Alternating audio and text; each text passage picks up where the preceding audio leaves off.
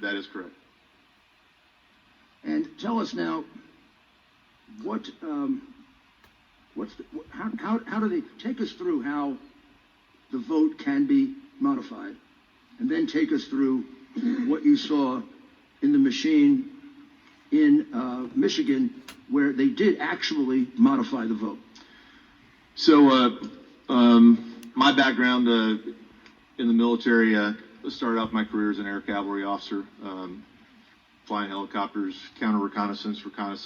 I moved later into information warfare as an information operations officer, running psychological operations, computer network operations, deception, operation security, and electronic warfare, special electronic warfare. And our team has been researching this specific issue since August of this year. We are working with another team that's been intently working on this voting machine manipulation for about 2 years, when it became apparent in the Ted Cruz and Beto race in 2018, as well as the Kentucky governor's race with Matt Bevins. We saw significant anomalies in those races, and that's kind of the experience or our background working with this system. And I would tell you, as an unconventional warfare information operations, information warfare specialist, the American populace is facing an unconventional warfare scenario, and this is information warfare. The voting systems in the U.S. and Arizona, Dominion, and several of the other machines were built to be manipulated. And as the mayor said, they've been used in elections around the world with questionable results. And we believe that these same questionable results are present in this election. Again, my background as an information warfare officer is how to get in and corrupt these machines to conduct strategic influence operations. How do I get the enemy or a targeted population in a foreign country to think and act a certain way? These machines have multiple points of injection that are vulnerable, everywhere from the server level, where passwords, accesses are posted for the dark web for any hacker to get in and access them. And what they can do at the far right limit is download CSV files or like an Excel spreadsheet, change the columns, and re-upload them. And that can be done at the server level.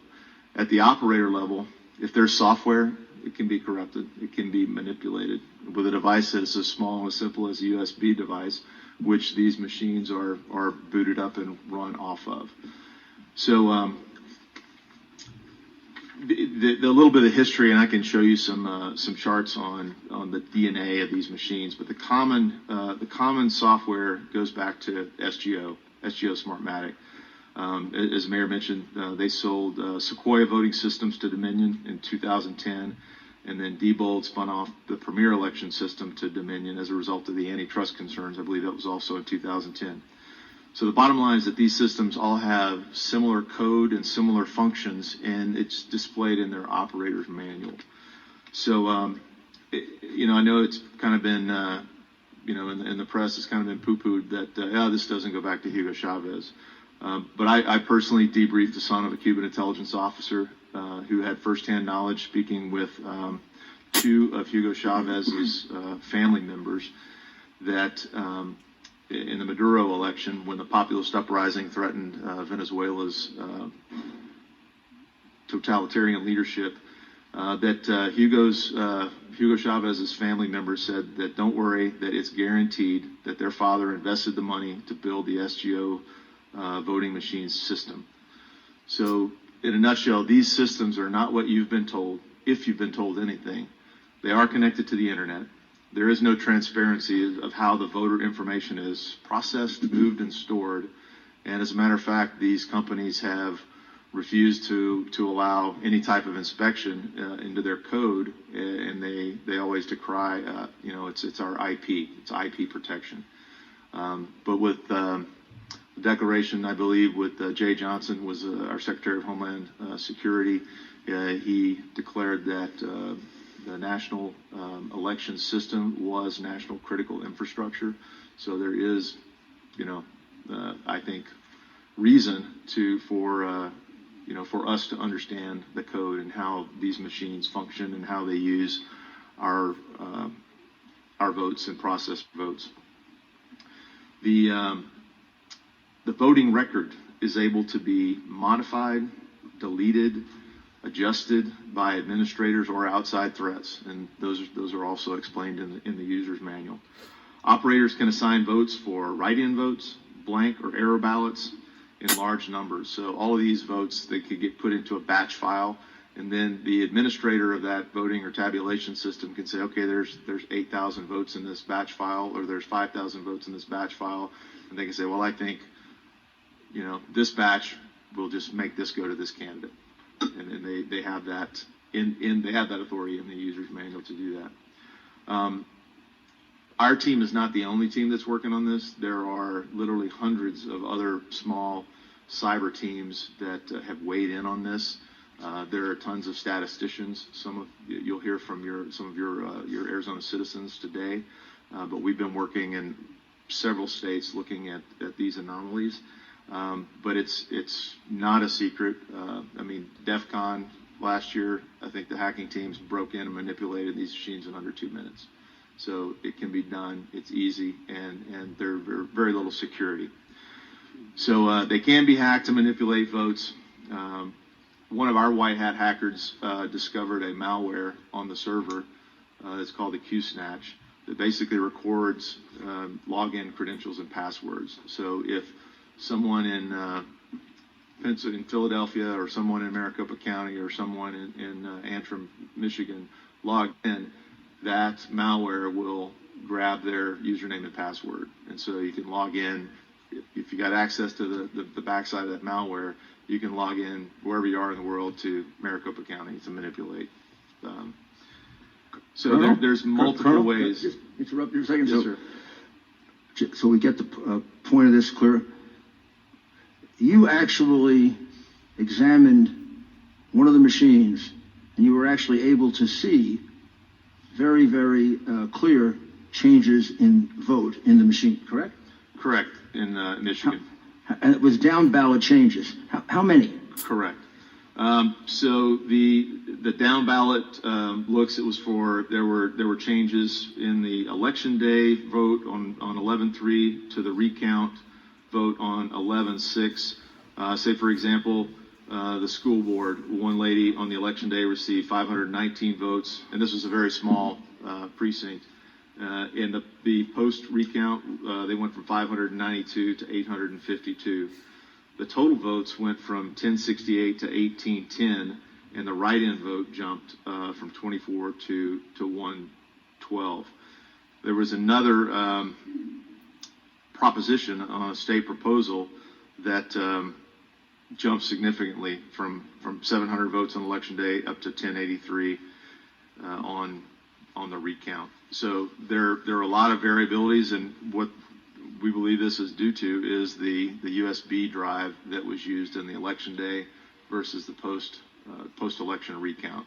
Well, this proposition, when I see, I think we should give them a copy of this, make this available to them, because it shows on the day of the election, this is a proposition about the use of future revenues generated from oil and gas bonuses. And I take it was fairly controversial. So the first vote was 774 for, 508 against. The second vote was 1083 for and 206 against. Quite a difference. Now, how did that difference come about? How do you accomplish that difference? How does the machine change from after the votes are cast? What does the machine remember other votes? So there's a card that stores the votes, and it's run against the algorithm that's put on the USB card into the actual machine and the tabulator, and that difference was basically the tabulation algorithm. why, excuse me for my ignorance, but why would you put an algorithm in if you have a vote that's 774 to 508? That's Why wouldn't you just look and see, was that the correct vote? Why do you put an algorithm in which is introducing an outside force to what should be an internal process? to shift things how you like them. When you look at moving these algorithms around through the different precincts, you can achieve quite a number of aggregate ballot shifts. So this was one instance and one recount and one small. So when they looked at the machine on election day, it was 774 to 508. When they looked at it again on the recount 3 days later, it was 1,083 to 206. Is that right? Correct. And that happens because of an algorithm, not because anybody changed their vote. The elections clerk did write an affidavit, and they basically said that we followed all the procedures on election day as well as a recount, and these were the results that the election clerk. We're also posted going on to the submit recount. this study. It's quite complicated. I fell asleep last night reading it and had dreams about internet surveillance and all kinds of things.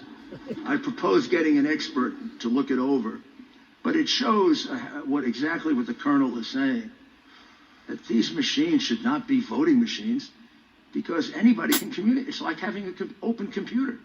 Anybody can communicate with them and do whatever they want with it. So we'll submit this and this to you that shows you that that they can be changed, that they were changed, and then exactly how you can do it. Now, we know we're not saying it about any of the machines in Maricopa County, but we haven't seen the machines in Maricopa County, nor have you. This evidence is being submitted to dispute the lies that Dominion and Smartmatic are putting out, which is their machines are perfect, their machines can't be tampered with, their machines are tamper-proof. The reality is their machines are just the opposite. They're completely vulnerable. Is that right, Colonel? And if you look up on the screen, that's exactly what. And let me see if I can. Do I need to put this at full screen, or is it a better view? I think you need to explain it. So this is a Spiderfoot reconnaissance tool that looked at DominionVoting.com network that was analyzed on November 3rd, and basically this shows vulnerabilities. It shows volumetric internet traffic, the raw data. It shows all of the web server's physical coordinates, all the vulnerabilities that are associated with the server.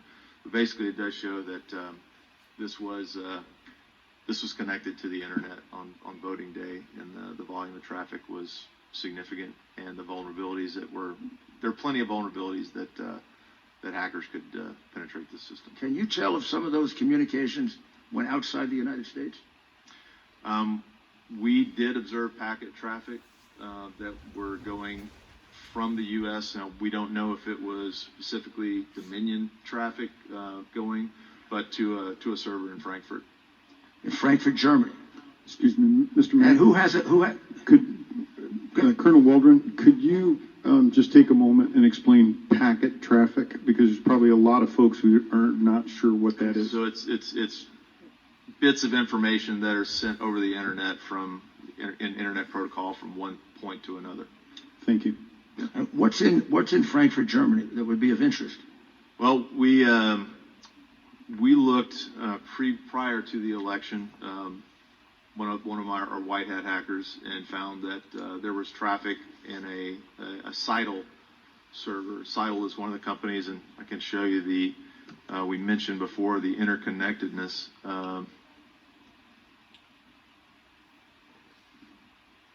Not that one. The interconnectedness of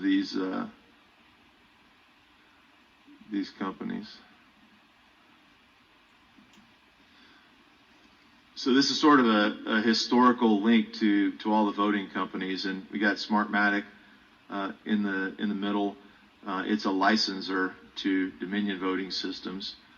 CITL runs election night reporting through SOE software and Clarity Elections over here. And Clarity Elections is, if you click up on a lot of the county and Secretary of State voting systems, it'll pop up as property of Clarity Elections. So it doesn't really belong to the counties. It doesn't really belong to you. It really belongs to Clarity Elections. I mean, just to make it simple, a Dominion machine that I go in and vote, it is susceptible to easily having that vote changed from the outside, or by them in particular. By an authorized user or an unauthorized user.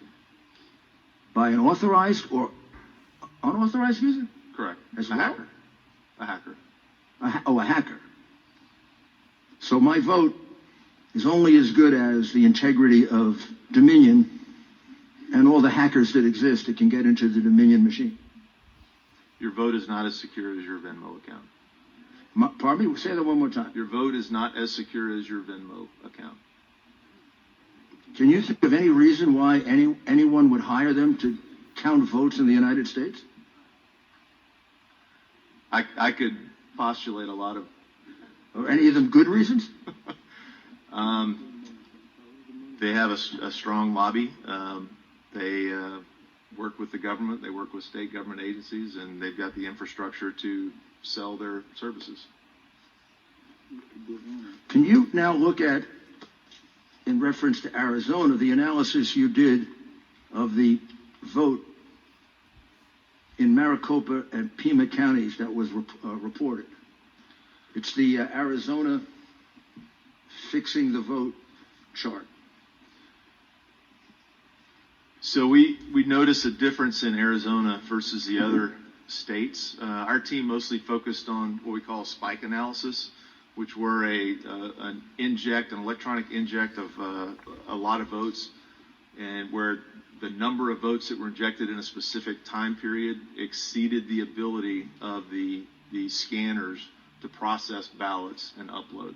So basically, it's a signal of a potential anomaly where we would want to go in and do forensic analysis on the ballots that were processed in those batches to analyze. The way that these systems work is that you can run votes in, run votes in, run votes in, and if you get write-in ballots or error ballots, it just accumulates them into a batch file. And there may be, 2,000, 3,000, 4,000, 5,000 votes in this batch file, and then the administrator or the tabulator can just go, okay, I'm ready to process batch file, bloop, and they send it, and then it records those votes. In the user's manual, there's ways that it shows that the administrator can vote that batch, in a 80%, 20%, 100%, however the administrator chooses, and that basically is a tool to allow them to move votes through the system faster. So Arizona was a little bit different. It had a pretty strong rise right up at the front, the first part of voting day, whereas the other states, and I can show you those, have a gradual increase in votes. And this may have been due to the fact that Arizona allowed early counting and tabulation, so those batch files could have been dropped in right away. But this injection spike at 8:06:40 p.m., and this is adjusted from Zulu time, so this is 143,100 votes that were injected. That was in excess of what the machines could have processed. The real reason that we believe that this spike was a little bit of an anomaly, and should I show the email that was sent to the Arizona legislature? You have the floor, sir. Say again? Yes. So this was an anonymous email that was sent to all members of the Arizona legislature, and it was also sent to DOJ. This individual sent the email, wanted to remain anonymous, but had enough concerned that he sent this to the criminal division of U.S. Department of Justice. He did not want to be included in the investigation, but the information that they recorded was what we would like the opportunity to investigate on your behalf, or a forensics team of your choosing. It doesn't matter to us, but it says that please be advised that Pima County Recorder, located at 240 North Stone Avenue, Tucson, Arizona, in Pima County, Arizona, and the Democratic Party added fraud votes in the initial count to the vote by mail totals released at 8 p.m. on November 3rd, 2020. So this coincides with what we observed in the data analytics at that spike. We weren't aware of this until this email until after the fact. So there were approximately 35,000 fraud votes added to each Democratic candidate's vote totals. Candidates impacted include county, state, and federal election candidates. Through the utilization of the automated ballot count machines in Pima County elections, which were not Dominion, but they have the same pretty much functionality. My understanding is that 35,000 was embedded into each Democrat vote totals. Below are the meeting notes. At a meeting I was invited to by the Democrat Party in Pima County, Arizona on September 10th, 2020, no phones or recording devices were allowed. A presentation was given, including detailed plans to embed 35,000 in a spread configured distribution to each Democrat candidate's vote totals. When I asked how in the world that will 35,000 votes be kept hidden from being discovered, it was stated that spread distribution will be embedded across the total registered voter range and will not exceed the registered vote count. And the 35,000 was determined allowable for Pima County based on our county registered vote count. It was also stated that total voter turnout versus total registered voters determine how many votes we can embed. This embedding will auto-adjust based on voter turnout. Because the embed votes are distributed sporadically, all embedded votes will not be found. If audited, because the embeds are in groups of approximately 1,000. This is so County Recorder can declare an oversight issue or error as groups of 1,000 is a normal and acceptable error. So if you believe that your one vote counts for one vote, this is Maricopa County's embed totals will be substantially higher than Pima due to embeds being calculated based on the total number of registered voters. When I asked, has this ever been tested and how do we know it works? The response was yes. This has been tested and has shown significant success in Arizona judicial retention elections since 2014. Even undetectable in post-audits, because no candidate will spend the kind of funds needed to audit and contact voters to verify votes and the full potential of total registered voters, which is more than 500,000 registered voters. This year, our Secretary of State has removed precinct-level detail for election night releases so candidates can't see precinct overvotes. This is what I have for the meeting. Just thought I'd report this. Not sure if you can do anything since I was unable to have a recording device in the meeting. Again, we hope this individual would come forward and issue this as an affidavit, but this is significant, and we also noted that the reporting numbers from Pima and Maricopa County merged election day votes with write-in votes with absentee ballots, so there's no way to, in the publicly available data, to parse those votes into the segments. And I believe we noted in a piece of information that was provided to you that Maricopa County had 1.9 million mail-in ballot requests. So, and those, there was a Maricopa County official on videotape that did say that they did not validate the signatures on the write-in ballots this year. So that's a 1.9 million vote fraud potential, even if it's 0.1% of the vote. There's a lot of room for error.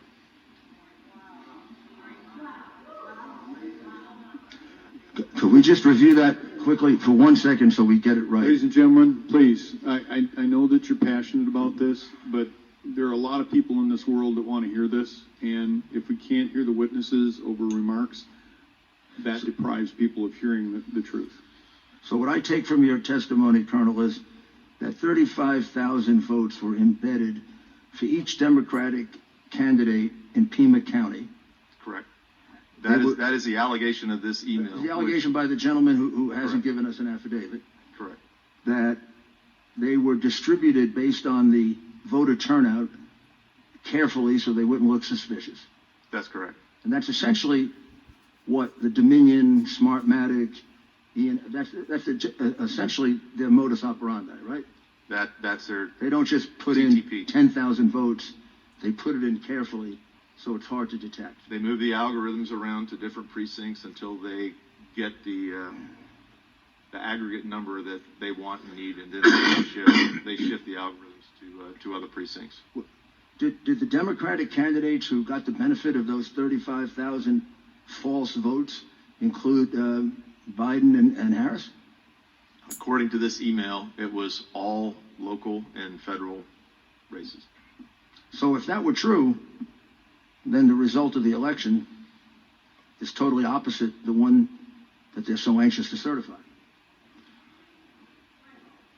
Correct? Yes, sir. Now, and again, this You would need email the was sent to every Arizona legislature that I'm now we don't know if the gentleman is telling the truth or not, correct. but would it be possible if you had the machines in Pima County to be able to see if there's evidence of this? In order to do that, there would have to be a full forensic audit from the USB that drives the voting to the PCM CIA cards to the tabulators to the routers. Well, I'm just to the asking, servers. could it be done if you had Yes. the will to Yes, do sir. it? Yes, sir. If you wanted to find out if the vote in Pima County were honest or not, wouldn't you do it? Yes, sir. And without doing it, you really have no idea. That's correct. And the machines used in Pima County are different, but are they that much more secure? These systems, they all have similar vulnerabilities. Our team focused on Dominion. Our partner team focused on ES&S, and they're very similar as far as vulnerabilities. Now, did he say anything that suggests the same thing happened in Maricopa County? This gentleman appeared to be an IT specialist in Pima County, so he only wrote allegedly to what he observed. And do we have any knowledge that anyone from the state of Arizona attempted to look for him?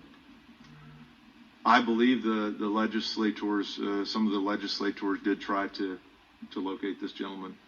Anybody from law enforcement? Not that I'm aware of. But I'm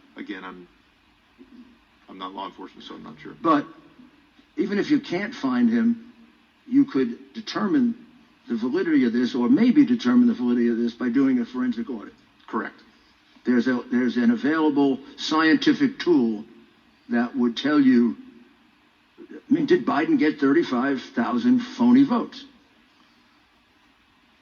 That's correct. And it's not being utilized, as far as you know, by the state of Arizona. Pima County, I believe the total vote total was less than a million in Pima County, so it would be possible and feasible to do a full audit, a ballot audit. And I also was informed that your state, through the Counterterrorism Information Center and the DPS here in Arizona, do have the capability to analyze and validate ballots for ink consistency. So if there were mass-produced ballots in Maricopa County that were stuffed, your DPS, I've been informed, has the capability to analyze those ballots for paper consistency and ink consistency. So if there were mass-produced ballots, you could determine that on your own. Excuse me, Colonel Alden. So I think what you're saying, and I'm going to repeat this back to you, these might be pre-printed ballots to simply move through the system. Is that what you're suggesting? There are indications, we have affidavits from Pennsylvania that there were ballots that were pre-positioned in a bobtail trailer, a tractor trailer truck, and that these ballots were, the thought was that this was a cache that they could go and grab the amount of ballots they needed and take them to the specific tabulation centers. And that's an affidavit that's from our Pennsylvania work. That this Colonel, TTP is standard. so repeat one more time the piece of information that I think people were shocked about, because it is hard to believe.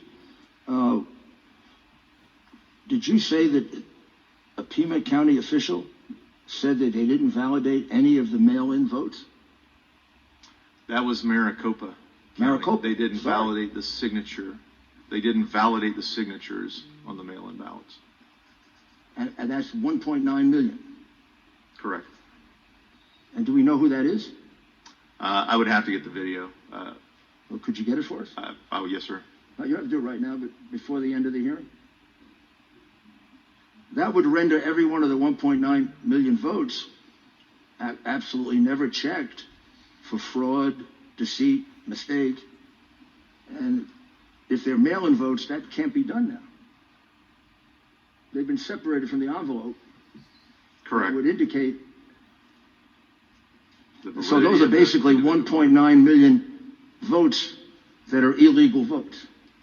or that had the potential to be illegal votes that weren't validated. The signatures weren't But validated. can we determine now if any of them are legal or illegal? If the envelopes were separated from the ballots, there would be no way to tell a ballot for candidate. You could still go back and look at the envelopes to validate the signatures, but you wouldn't know what the ballot. And isn't that the reason you're supposed to have an observer when you do that? That is part of the chain of custody procedures, I believe, in Arizona. And when they talk about chain of custody, that's what they're talking about, right? Correct. Because a lot of witnesses are going to talk about that. So let's just sum up a few of the things that you also found. Tell us about the green button in Maricopa County on the machine. And there is one witness that's going to testify that all day she saw election officials constantly pressing the green button when somebody was voting. So what that was when a voter wasn't sure, and I believe this was also linked to another witness that's going to talk about with the differences in the pins and the Sharpies, that the Maricopa Elections Division, in early voting, they specified that only use ballpoint pins for voting, and on election day, they specified only use Sharpies. And the idea is that as the bleed through on the ballot, as the scanners would cause an error in an error ballot, by creating the error ballot, the election officials basically would slide those votes into a batch file that could be adjudicated by the election administrator or the operator. And the green button was to say, okay, there's an error, but go ahead and push cast ballot, and it punches that into an error file that can be adjudicated by the election administrator. Now, and you examined the voter database, and your team did, right? Say again, sir? You examined the voter database, you and your team.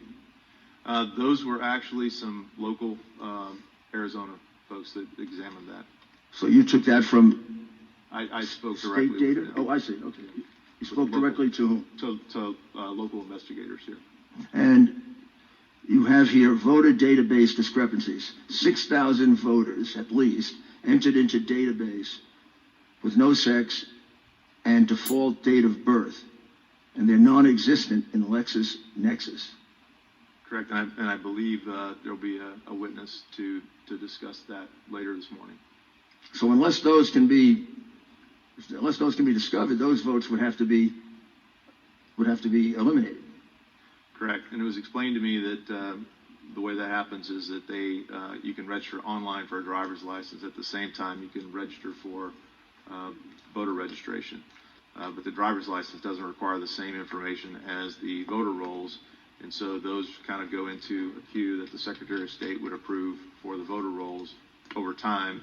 But there appear to be 6,000 voters that were on the voter rolls in the voter database with no sex and a default date of birth. So in other words, they entered 0101, 1900 or whatever that date was.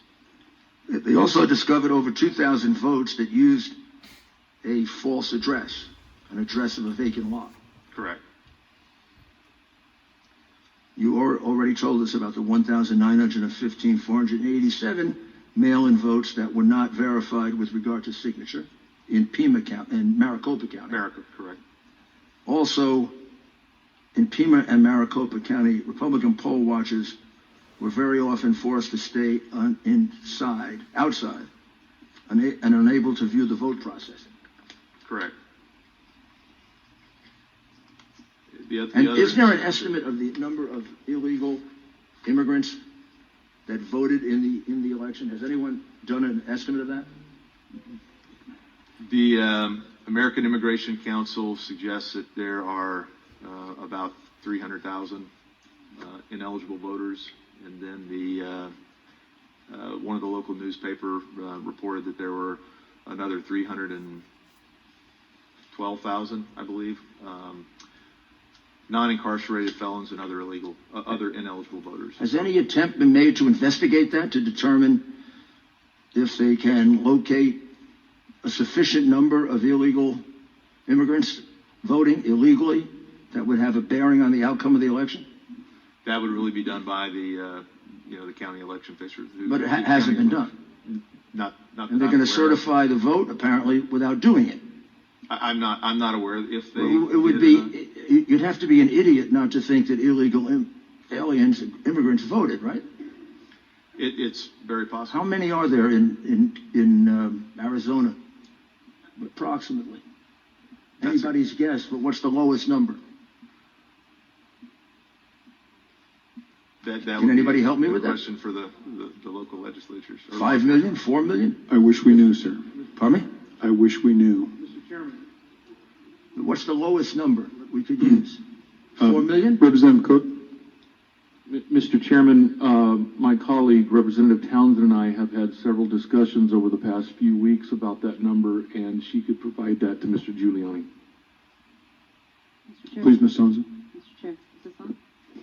Thank you. And Mr. Giuliani, Mayor Giuliani, I can't tell you how many people are in this state that are potentially can vote illegally as an illegal alien, but I can tell you that there is a way for them to vote under the federal only voter program, meaning that someone here illegally or a fake name, anybody that can put together a voter registration card with a fake name, or if they're not eligible to vote and are not in the MVD system here in Arizona, when they register to vote, if they're not found in the MVD system, the DMV system, they're not there, then they're contacted to see, do you have a birth certificate? Do you have anything to prove your citizenship? When they don't answer, then their name is relegated to the federal only voter list, which there's 36,000 in the state of Arizona of people who can't prove their citizenship, can't prove they exist, other than when they show up to election day, all they have to do is show their bank statements, their title to their car, anything you can reproduce on your own computer with your fake name on there or whatever, and onto a bank statement, and you get a ballot, and you can vote for president and your congressperson and senator. So up to 36,000 plus people in Arizona could potentially vote, and I do have the numbers of who has voted in Maricopa County is 4,100 of the true federal only, and another 4,000 that are supposedly out of state. So those alone haven't been researched deeply enough to know, does that name even exist as a person? And are they here, is that someone here who's here illegally or not? So we don't know upwards of 8,000 people in Maricopa County alone who have cast a ballot who weren't able to. Well, I mean, that's pretty astonishing. So I will say, I may be wrong, but let's say there were 5 million illegal aliens in Arizona. It is it's beyond credulity that a few 100,000 didn't vote, particularly given Representative Townsend's explanation that there's an encouragement that goes on to have them vote. Now, every one of those votes would be an illegal vote. Every one of those votes denies a lawful voter of their franchise. Just wipes it out. Has there been any attempt to try and investigate that after the election, even on a sample basis, like going to a district where there are a large number of possible illegal aliens, and go back and check the names and see Were there 5,000? Were there 10,000? Were there 20,000? Has there been even an attempt to do that? Mr. Chair. None that I'm aware of. Well, I mean, that's totally. Yeah. Can I speak to that, Mayor? Yes, please, Yes, please. please. It's been very helpful. So we put in, 2 years ago, we put in an elections integrity unit in the Attorney General's office, and I've been on the phone with them, asking them what are they going to be doing, how can they look into this, and they told us that they don't have the authority to go out and look for a crime. They have to have it presented to them, so they can't go out and do an audit, they can't go out and actively research this. I also was told the same thing by the Board of Supervisors, that they cannot perform an audit above and beyond what's already been done that's in statute. So all we're really left with that I'm aware of is having, and as much as I appreciate this forum today, and I'm very grateful for you, we need an actual committee hearing. Like, I'm the chair of the Elections Committee. If we were to hold an actual committee hearing, we would have subpoena power to go and look at the machines, to look at these things, and inspect them. And get down to it. So we can do an audit. We just need to conduct a committee hearing to give us that subpoena power to be able to do so. Mr. Julian? So when this vote is certified, if that's not done, there is no question in any reasonable person's mind that the vote totals contain large numbers of illegal votes from people who are not citizens of the United States. The question is, how many? And the officials certifying have made no effort to find out the truth, which seems to me gives the state legislature a perfect reason to take over the conduct of this election, because it's being conducted irresponsibly and unfairly.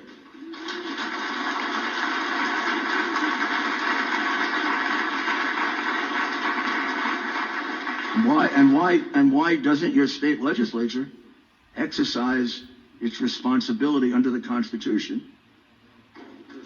What's wrong with that? Mr. Giuliani, that is the essential question that we are here to ask. Good. So now, anything else? Colonel, you did a great job. He's available for any more questions. If you are done, available all day. if you are done, Mr. Giuliani, we do have a number of questions from the panel members for you, sir. Good. Yes, sir. Right.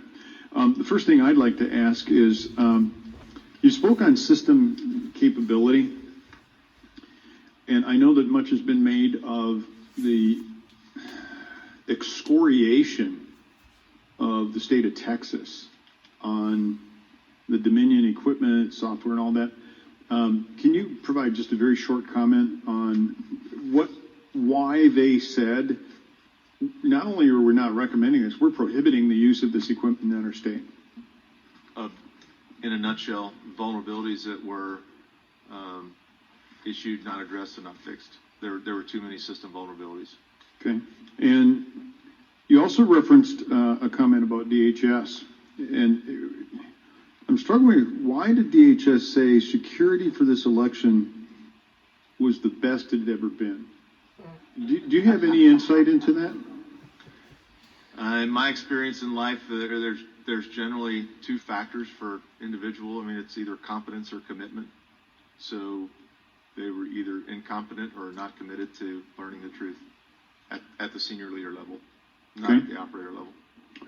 And does DHS know about the information that you've shared with us, or that you're sharing with us in the process of this? Have you shared that with them specifically? And much more. So beyond what you're saying here, you've gone into much greater depth. Yeah, we have relationships with our local. We have relationships with our local DHS personnel in Texas, and both the intelligence divisions and CISA. When I started working on this project in August, I called them up, said, "You guys have got to come out and look at it." They did. They spent an initial 3 hours going through this data. At the end of that, one of them said, "I think I need to go outside and throw up." Okay, so besides that, did they do anything about it? They had multiple follow-ups.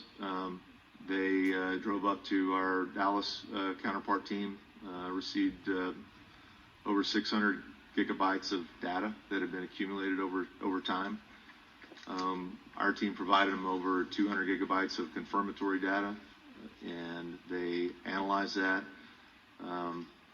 After they analyzed, there was a passive scan done. They conducted a limited scan and determined that there were vulnerabilities. They held numerous meetings with their folks, the CISA cyber side, and the INA, which is the Intelligence Assessment Division. And I'm sorry, CISA, could you let the folks who are watching know what CISA is? CISA is the agency in DHS that's responsible for cyber and infrastructure. Okay. Members, any other questions? Representative Biasucci. One note that might be important. Members of the elections division of CISA, I was told would never attend the meetings or the briefings that were conducted internal to DHS on the material that we had presented. And I'm sorry, who is that did not participate? The election security division inside of DHS. Okay, thank you. Representative Biasucci. Thank you, Mr. Chairman, and thank you, Colonel. I just wanted to make sure I have this correct. So when we're talking about, it was Mr. Krebs? Is that correct? Correct. Okay. He stated the most secure election in history. He stated we're not connected to the internet. He stated no votes leave this country. This is all things he's stated publicly. So on the CISA website, correct? Right. So are you willing to say under oath that you have seen the connection to the internet? You have seen it go offshore to Germany, Frankfurt. Are these things that you have personally seen and can say that is not true? Our white hat hackers, yes, they have that traffic in the packets. So why would he make that kind of comment, do you think? Either not knowing, believing the myth, or not wanting the truth to be known. Thank you. Senator Borelli. Yes, thank you, Mr. Chairman. Good morning, Colonel. I've got a couple questions on the Board of Supervisors. During one of their hearings, it said that the text for this equipment, that's, by the way, the county doesn't own this equipment. It's leased by Dominion and Smartmatic. But is it irregular? Is it SOP for the tech reps to be there during the election process? Yeah, that's been something we observed in Michigan and Pennsylvania, whether they're full-time Dominion employees or contractors. There are Dominion employees that are there to run the equipment. Because at the Board of Supervisors hearing they'd actually made comments that they actually provided them an office space in the county for them to handle this stuff.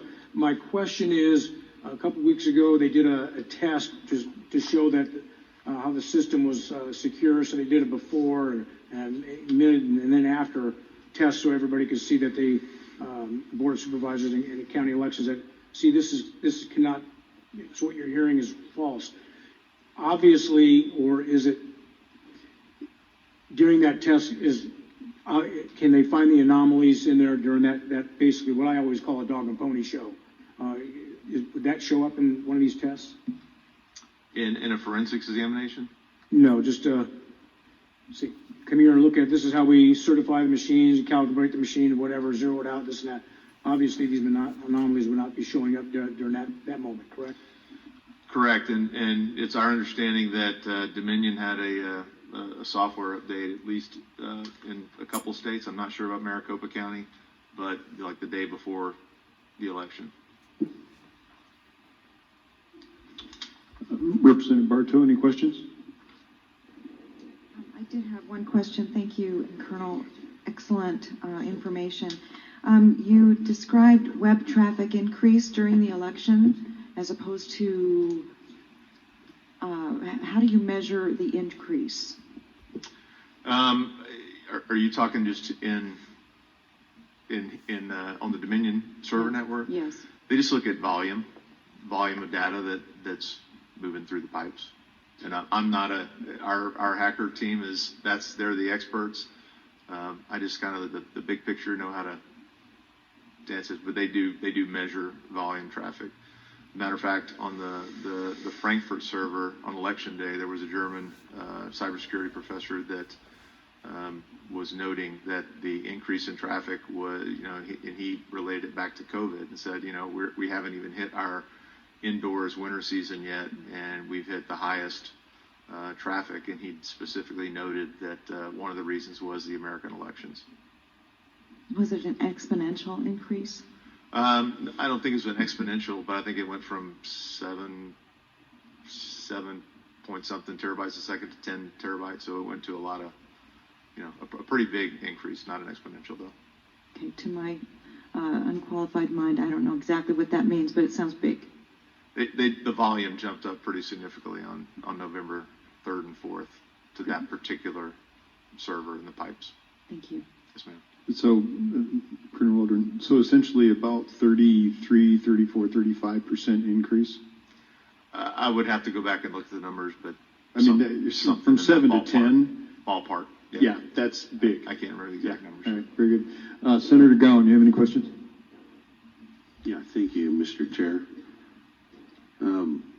Colonel, you talking about the SGO system, and that was, you said Hugo Chavez, he was partial owner in that. Now, that's the beginning of Dominion? SGO was a separate company, but Dominion acquired Sequoia Systems that was spun off of SGO. And they also acquired Premier, which was spun off of Diebold, but they all have the common core of the common code really goes back to SGO. And that one org chart that I put up there kind of showed the licensing agreements that go back and forth between SGO and Dominion. So it's the licensing for the software and the code. So it still stems from the SGO system? That's correct. So, and then you're stating Dominion owns the data. So does that mean when they see the vote count that they own that, not the county's estate? They process it, they retain it. It's in their backup servers. So they have the votes themselves as well, when that's supposed to be property of the state. They've got the data. They've got the voter data, voter registrations. And then you said Dominion sits on the board of Mr. Krabs. Is that right? That was on the CISA website. When you say the board, what is the board? It was their Election Security Advisory Council. Okay. Thank you, sir. Thank you, Mr. Chair. Let's see. Representative Roberts, you're next. Thank you, Mr. Chair. Colonel Walton, earlier you were talking about the methods via internet and internal methods as far as, I think you used the term, I forgot exactly how you said it. There was basically methods from the internet and then also internally that there could be manipulation of votes. So my question is do you have any knowledge of were the machines in Arizona connected to the internet at any point in time? And if not, or if so, are there logs internally in these machines that if we were to be able to subpoena these machines and demand them so they could be examined, could we see all of those changes that were made? So when you watch CBS, CNN, any of the mainstream media where they've got the live vote updates, that data is passed live. I mean, it's as the votes are updated. So it's, nobody's getting in a plane and flying the hard drive to New York. I mean, it's uploaded and it's connected. So it is connected to the internet, and whether it's locally, I mean, they can move votes with the cards, the voter cards. Those can be preloaded in laptops with the software that could be interdicted and upload fake votes is in the allegation from Pima County, in batches of 1,000. They can scan blank ballots, and then the administrator can allocate that batch of blank ballots to one candidate or another, either in 100% or any percentages that they allocate in the, according to the user's manual. So to that point, just indulge me just a moment. Would you say that that is what we saw in the 2018 election with Governor Bevin, where we actually saw on television, real time, the movement of some 500 votes from one candidate to another? I mean, it was so stark. You saw them go down on one and up on the other, and the exact number. Would that be a manifestation of what you're talking about? So the working hypothesis from our counterparts on that, because they've worked at and watched it, and they actually went to Kentucky to assist the team there, was that was a server level interdiction. So they went up to the server, downloaded a CSV file, changed the votes, and re-uploaded it. Thank you, Representative Roberts. So just to kind of tack on to what we were just discussing, it's my understanding, because there was an article here in Arizona from the Arizona Daily Independent, there was a quote-unquote whistleblower that was talking about issues that they had observed. And so one of the things they were talking about was that the data from the machines was being moved via the hard drive.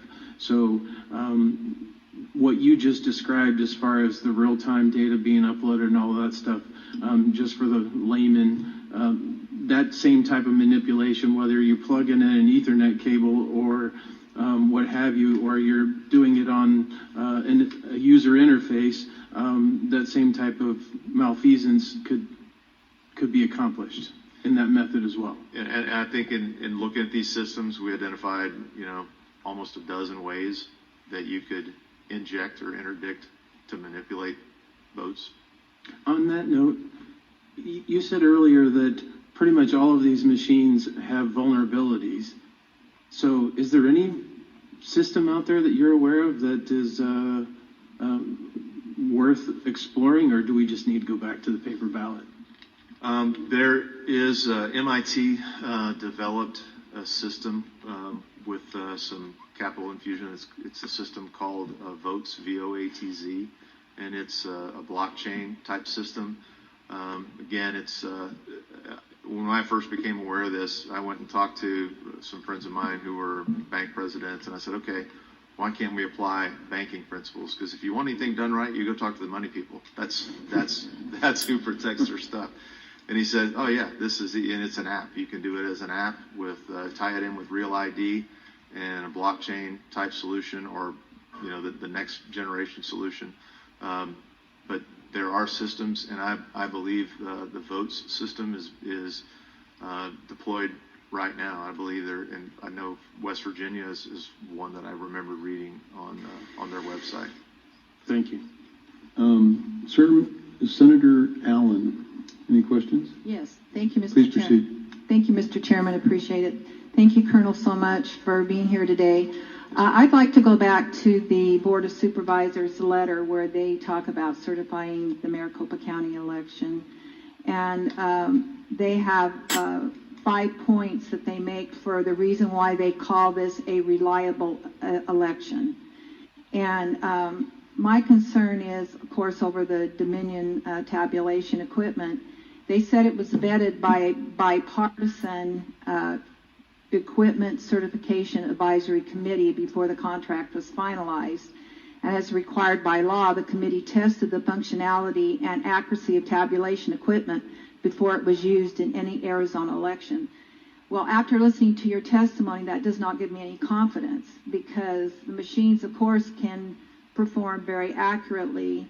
It's after the fact, after the election starts, after the ballot is starting to be put into the machine, that these problems start arising. So is that accurate to say that this should not give us confidence about this being a reliable election?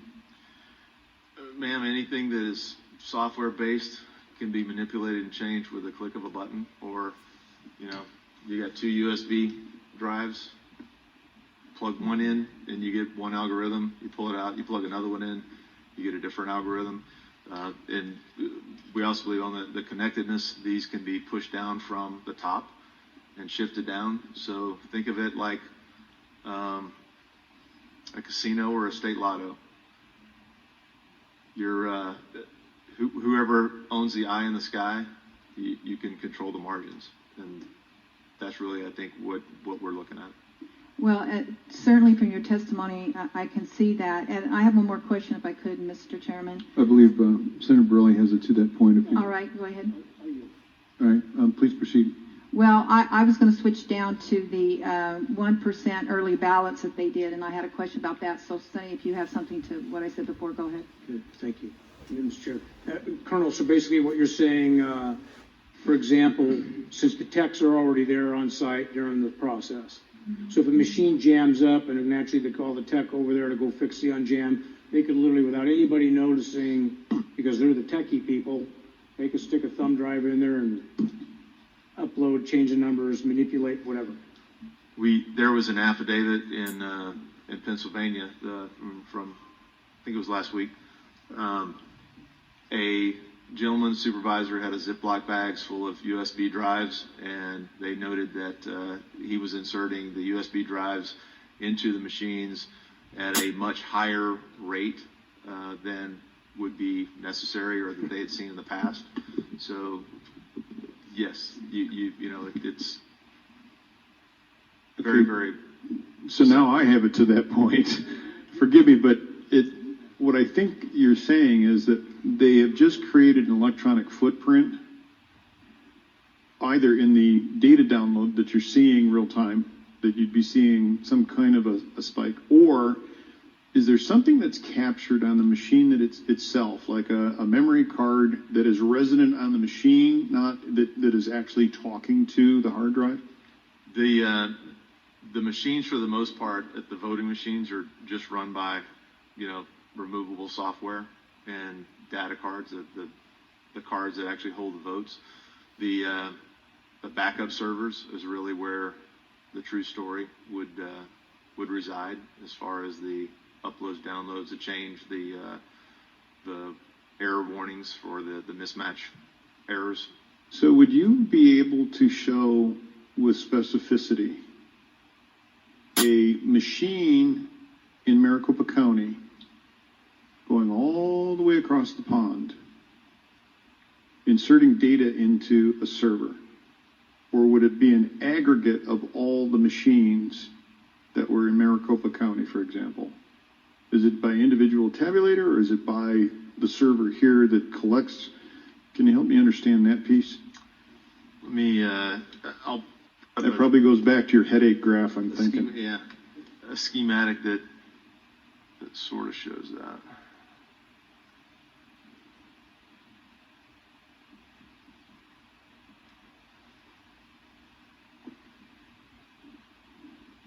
The reason I asked the question is we're still looking for evidence, and if that is in the evidence package, that's certainly something that we would want to know about. If we don't have it today, something that could be forwarded to the body would be great.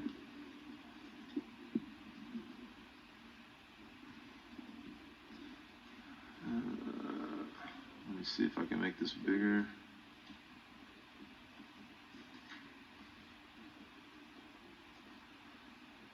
So this is Dominion voting, the high level. It's a block diagram of how everything's connected, and I can print this off and provide it to you, or whoever would do your audits. But it's kind of hard to see when it's blown up. But you've got ballot boxes, ballots taken out, and this track all the way through the image cast central to ballot images. And this is really what's voted. The ballots are scanned into these image casters, and there's an electronic image created. It goes into results files, and then it goes into validation, adjudication, auditing, reporting, and publishing.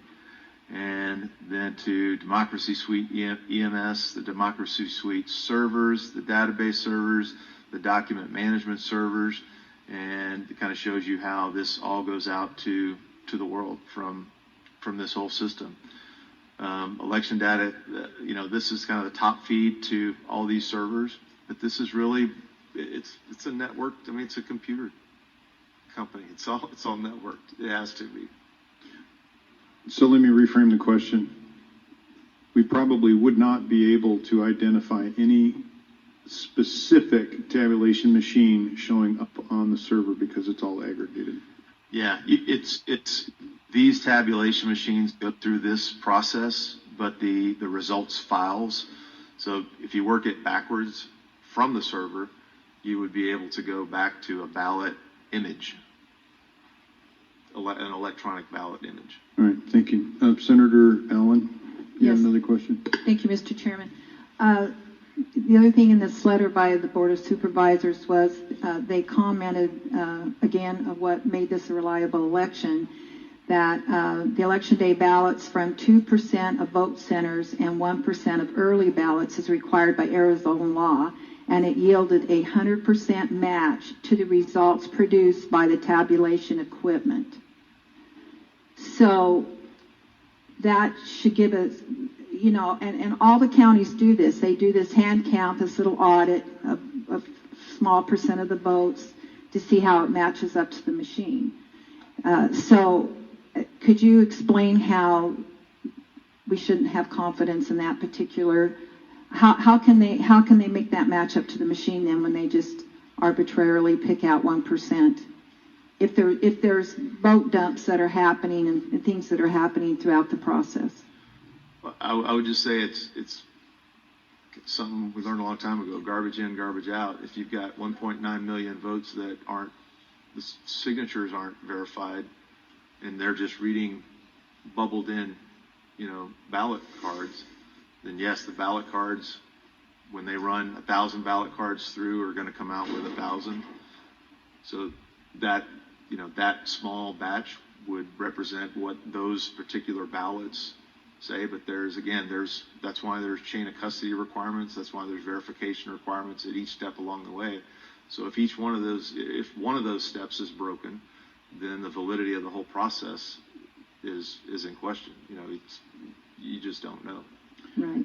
Thank you. I think we're definitely, sir, in a new day when it comes to what is taking place across this country with voting, and we're going to have to probably really look at that. Thank you. Representative Townsend, do you have any questions? Thank you, Mr. Chair. And Colonel, I just have a quick follow-up to some of the stuff we've been talking about as far as the security of the machines themselves. And as we know, like whether or not something happened or didn't happen, I'm most concerned with voter confidence. And if there's all these holes, then we're going to really deflate or collapse voter confidence. So I would like you to reassure me on one particular item. In the tabulation room at the MCTEC here in Phoenix, in years past you had to have a special badge, and only people that were certified to be in that room with the machines and the tabulation and all that were allowed in there. This year, adjudicators in that room in the tabulation of these machines. It would have been possible for someone in that scenario to wander over to the machine and have a conversation and put in this thumb drive you're talking about, or is it deeper than that, or something that's happened from remotely, or how secure are these machines? Because we know that there's no chain of custody on the hard drives, and the machines we saw in the video left alone for almost a week in one of the voting centers, unattended, unsecure. How could somebody, a regular person with nefarious intentions, walk up and change this whole election by putting in the thumb drive and changing algorithms? That's something that could have happened really we don't have to worry about. Either an individual that has knowledge of the systems and how to, operate in the system could have an impact in from the server. They could be sitting in Nigeria, and as long as they've got an internet connection, they can get to that particular server. If they had access to, the data from the malware that's on the server, they could get a login password from, a Pima County operator or a Maricopa County operator. So there are just so many places that they can be interdicted or penetrated.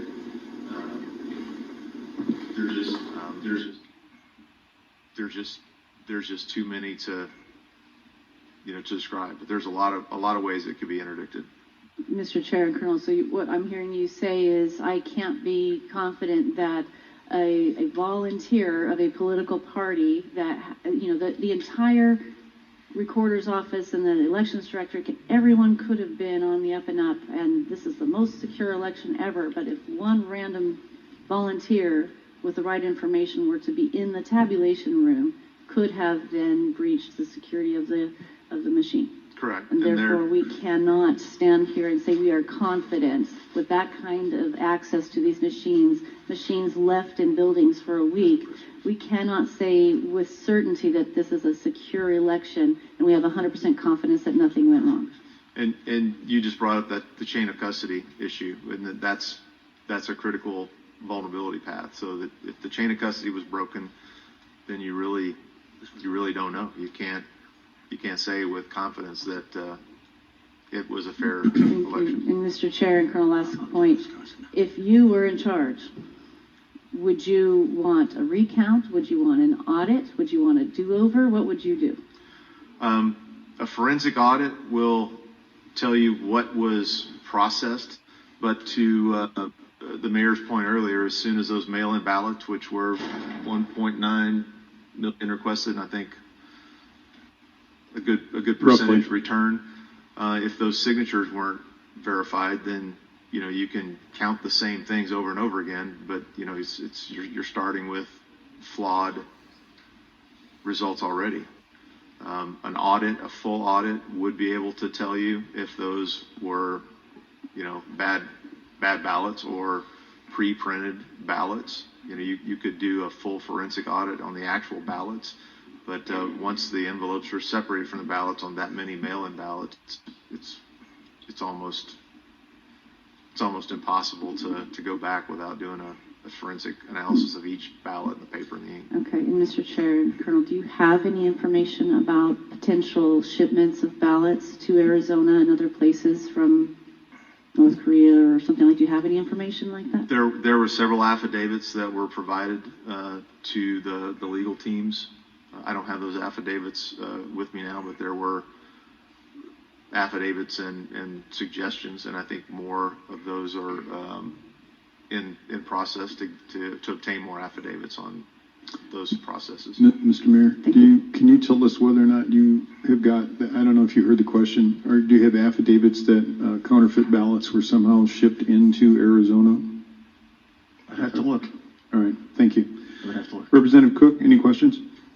Yes, Mr. Chairman, thank you, and I'll make it brief, but I do have some stuff that I'd like to say. Is that, Colonel, when I ran for office in 2016, I got a phone call one day that one of our county recorder's office information had been breached, and all of the voter information was for sale on the dark web. That was my first instance of becoming representative about this hacking and computer stuff and what's out there. I just went through my third election as the top vote getter, and I would like to say that I continuously have been tried to be hacked on my personal or ledge account or whatever is out there on the internet. I later learned from people, Colonel, that the reason why this is done out of the country, and according to your graph, is that it is harder for us to track these people down and prosecute them when these computer anomalies and things happen from outside the country, inside our country and state. Would that be true? We would not have the legal jurisdiction to go seize or search a server outside of the U.S. Thank you, Colonel. And would this make sense that if you had a simple phone number and then you went on the internet and then researched that phone number of where you received the text message and it was from Ukraine, would that not be a red flag that your phone or information was trying to be attacked or infiltrated? Correct, it would be.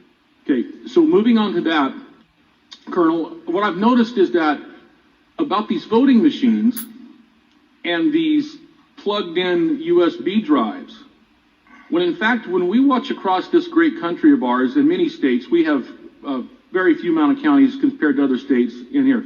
You got to target 2 counties. If you notice that rural Arizona and rural Arizona legislators are up here, we're ready to go to work today. Our constituents demand it, and we demand it as their representatives to work for them to solve these problems.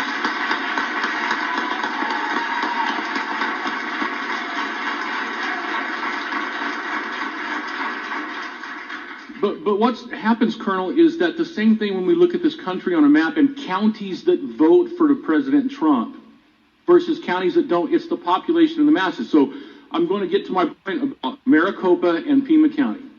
Okay, we all, in rural Arizona, we call it the great state of Maricopa because Maricopa County has more legislators at the legislature than rural Arizona does. If we add all of ours up, we still don't have the numbers to be an equal voice at the state legislature, but we have to work harder, which we can. So if we look at Maricopa and Pima County, if I was going to, now we're going to get down to vote centers, okay? Targeted vote centers, Colonel. I wouldn't have to have a USB drive or to infiltrate every voting machine in every vote center in Maricopa and Pima County, would I? Or would I just need to target those individual voting centers in those two massive counties in the state to do what you are saying, to take votes and shift them over in those numbers? Do you understand what I'm asking? I've seen analyses that boil down national election to zip codes, to just zip codes. Mr. Chairman, I get fired up when I get into this stuff because I read and hear everything that these people have said. It has happened to me. And I just thank you again for your confirmation. But when I go back to the 2016 hacking, what I see as a pattern, Colonel, is that there's a plan. There's a larger plan, and it's not a conspiracy theory, and I'm not nuts. But if I wanted to engage in a plan in 2016, Colonel, would I not start hacking and getting the VOTA databases and information of projecting of why do we have, what is the number, 2,000 or 1,200 voters, I believe, in Maricopa County registered that I believe have voted at a vacant lot? I mean, if I really wanted to go down the road, isn't that the way you would target it? Yeah, and again, it's you can interdict this in multiple levels and multiple methods, and I think that's what's happened. There's so much out there, and it's to your point. You know, you're not a conspiracy theorist, but it's really hard. They've made it so hard for the public to understand it, and we call that in deception operations ambiguity increasing. And Thank you, Mr. Chairman. Mr. Colonel, I have the last question is, and what concerns me over what I've read and seen is that could the data that you say could be traced back only to the scanned ballot at this point, so it can't go back to the individual voting machines, could that be bleach bits or whatever that stuff is? Could that be, could the tracks, the longer we take to actually get the machines and check these things out, could there be time to erase that information and cover up if there was a crime or misdealings? There could, but now the batch files will go back to the precinct and the machines on the tapes. So you can track it all the way back to the machines and the precincts by the tapes, and it's what we showed in the Antrim County, those printouts on the precinct level. So that you can go back, but really all that's necessary to do, there's not really a bleach bit. It's just pulling the USB drive out of the voter machine and the tabulators. So the machines themselves, other than the servers, really don't have a lot of resident information. The tabulation machines, they can have some stored images, but where you retain these, the federal election requirements require, and I can't remember the U.S. Code Title 46 rings a bell, but the 22-month retention of federal elections records, it would be done in those the ballot images and electronic backups. So the data is retained, and there you can do forensics on it as long as it's the actual servers and the actual machines. Colonel, thank you for your time, your patriotism, and Mr. Chairman, I yield any remaining time I may have. Thank you. I believe Senator Gowan has one more question, and I just need to remind the panel, time grows short. I think Mayor Giuliani has significant more witnesses and evidence that he'd like to add heard. Thank you, Mr. Chair. Colonel, I just want to get on, come back to the Dominion situation here. Where are the backup servers? I'm sorry? Where are the backup servers? I am not exactly sure. I can try to get that information provided to you. And this company, I think the mayor said they were a foreigner company. Canadian, is that what it is? So we know there are sites in Toronto. Their offices are in Canada. So we know that there were data there. They also have servers in Serbia and other countries. But as far as knowing for sure where the data from Maricopa County went and resides, we don't know that. But they've got backup servers. So an audit, because we talked about that a little earlier. First off, would that find where the server is and where the information would be? Tracing the flow of the information, yes, sir. The audit would do that. Correct. But it also tell us whether or not it's true or not that the 1.9 million signatures were or were not verified, right? So we would have an absolute So that would be Colonel, could you get a little bit closer to the microphone? I'm getting a lot of people who are Sorry. saying, I can't hear the guy talk. Okay. So the adjudication of the signatures on the ballots, that would be totally separate. It wouldn't be necessarily a digital forensic process, but that audit would be, have to be conducted at the county level on all the envelopes. So if we did an audit, if we were able to do that, tell me the things that could come out of that. Well, if the signatures on the envelopes were invalid, you could necessarily get a percentage of the votes that would be disqualified. But again, when the ballots are separated from the envelopes, you can't tell which ballot came from which envelope. So really all that would tell you is a percentage of that, the percentage of those mail-in or absentee ballots that were not legitimate. So what could the server tell us?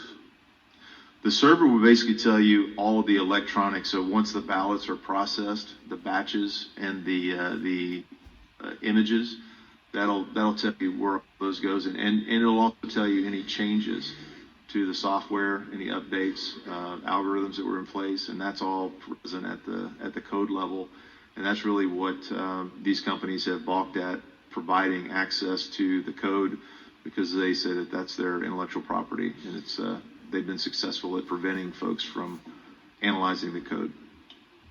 So they're utilizing their system for our elections, but it's their property. And counties and states have signed up for that. Thank you. Senator Borelli, final question. Yes, Mr. Chairman and Colonel, just for clarity, not only can these machines be manipulated with a thumb drive and everything else, it can be changed remotely outside the voting center. That's correct, and there are references in the user's manual that show how they can do that. Thank you. Mayor Giuliani, anything else with your witness here? No, I think All right. we covered everything. Thank you, Thank you, sir. Colonel. Do you have a next witness? I'm looking at the clock, and I know that we've got a time management issue with one of our witnesses. Yes, I think we should call Anna Orth Okay. because she has an appointment.